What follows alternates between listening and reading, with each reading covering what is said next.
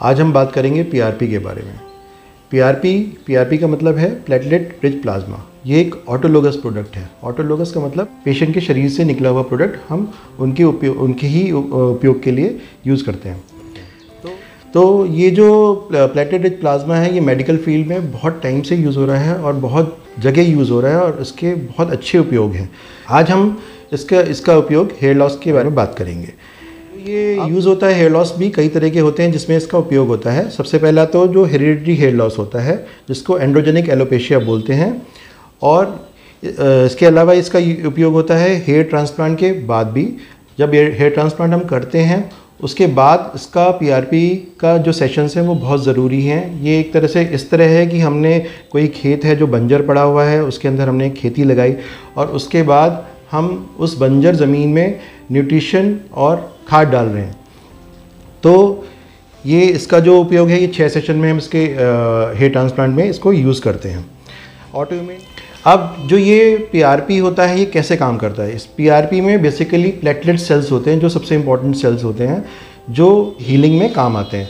जो ये platelet sales होते हैं ये ग्रोथ फैक्टर्स और साइटोकाइंस रिलीज़ करते हैं। जो ये ग्रोथ फैक्टर्स और साइटोकाइंस होते हैं वो शरीर में जो डोर्मेंट पड़े हुए सेल्स होते हैं उनको एक्टिव करते हैं, डिफ्रेंशिएट करते हैं और उनको उस पर्टिकुलर साइट में जहाँ उनकी ज़रूरत होती है वहाँ पे उसको पहुँचाते हैं।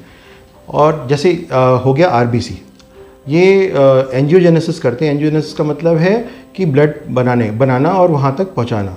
तो जब फॉलिकल्स में ब्लड सप्लाई कम हो जाती है तो जब पीआरपी हम इंजेक्ट करते हैं तो वो एंजियोजेनेसिस करता है उस साइट में, जिससे वहाँ पे वेस्कुलर सप्लाई स्टार्ट होती है, साथ साथ न्यूट्रिशन भी जाता है जिससे हेयर अच्छे से ग्लो करते हैं। जो उसमें थिनिंग हो जाती है या उसके स्ट्रैंड्स कम हो जाते हैं वो वहाँ पे बढ़ जाते हैं।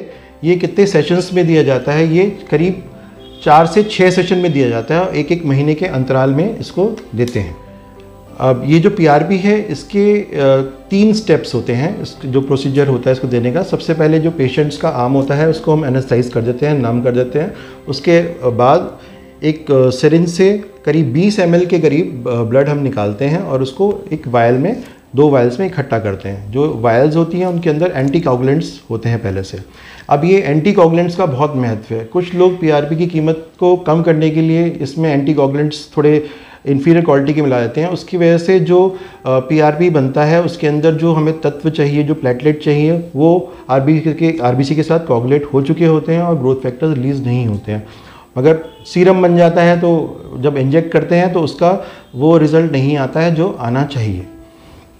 तो ये जो एंटीकोगुलेंट है ये सोडियम साइट्रेट बहुत अच्छा रहता है इसमें, और ये वायल्स में आता है। तो ये वायल्स भी अलग अलग तरह की होती हैं जो पीआरपी में यूज़ होती हैं। हाँ, अब ये जो सेकंड स्टेप है जिसमें हम वायल्स में पीआरपी जो ब्लड कलेक्ट किया है हमने एंटीकोगुलेंट के साथ, इसको हम जो एक सेंट्रीफ्यूगल मशीन होती है, जो एक रोटेटिंग मशीन होती है, उसमें रोटेट करते हैं। अभी जो सेकंड स्टेप है ये भी बहुत इंपॉर्टेंट है, इसमें भी लोग गलतियां करते हैं। जो हम वायल्स ले रहे हैं इसमें वो बैलेंस होनी चाहिए, एकदम बराबर होनी चाहिए। अगर उसका बैलेंस ऊपर नीचे होगा तो फिर से ग्रोथ फैक्टर्स रिलीज़ नहीं होंगे। जो ग्रोथ फैक्टर्स हैं, जो प्लेटलेट हैं, वो आरबीसी में ही रह जाएंगे और जो हमें सीरम मिलेगा उसमें प्लेटलेट पुअर प्लाज्मा मिलेगा। तो ये भी कई बार होता है जो हम एकदम जो समान या इक्वल अमाउंट ऑफ वायल्स नहीं लेते हैं, उसकी वजह से भी थेरेपी हमारी इतनी अच्छी नहीं आती है। अब इन वायल्स में ये जो पीआरपी है ये 3 लेयर्स में अलग अलग सेग्रीगेट होता है। नीचे वाली लेयर आरबीसी होती है, बीच वाली लेयर डब्ल्यूबीसी होती है, ऊपर वाली लेयर प्लेटलेट रिच प्लाज्मा होती है। इस प्लेटलेट रिच प्लाज्मा को हम लेके और फिर स्कैल्प में इंजेक्ट करते हैं। अब ये जो पीआरपी होता है ये भी, इसकी भी 3 तरह की वायल आती है। पहली वाली वायल हमने डिस्कस कर ली। सेकेंड वायल बायोटिन की आती है। बायोटिन एक विटामिन है जो हेयर ग्रोथ के लिए बहुत अच्छा होता है।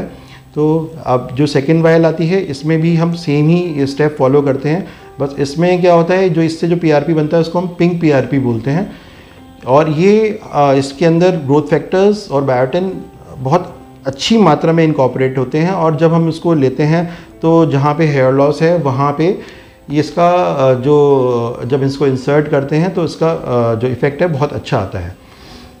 इसके अलावा एक थर्ड कंसनट्रेट होता है, जीएफसी कंसनट्रेट बोलते हैं, जिसमें जो प्लेटलेट्स हैं वो एक कंसनट्रेटेड अमाउंट में आते हैं, और जब हम उसको एक कंसनट्रेटेड अमाउंट में ही लेकर और जहाँ पे साइट है, हेयर लॉस साइट है, वहाँ पे इंसर्ट करते हैं तो उसके रिजल्ट बायोटिन वाले से भी और अच्छे आते हैं। ये एक रीसेंट एडेड वायल है जो हेयर लॉस के लिए यूज़ होती है PRP की।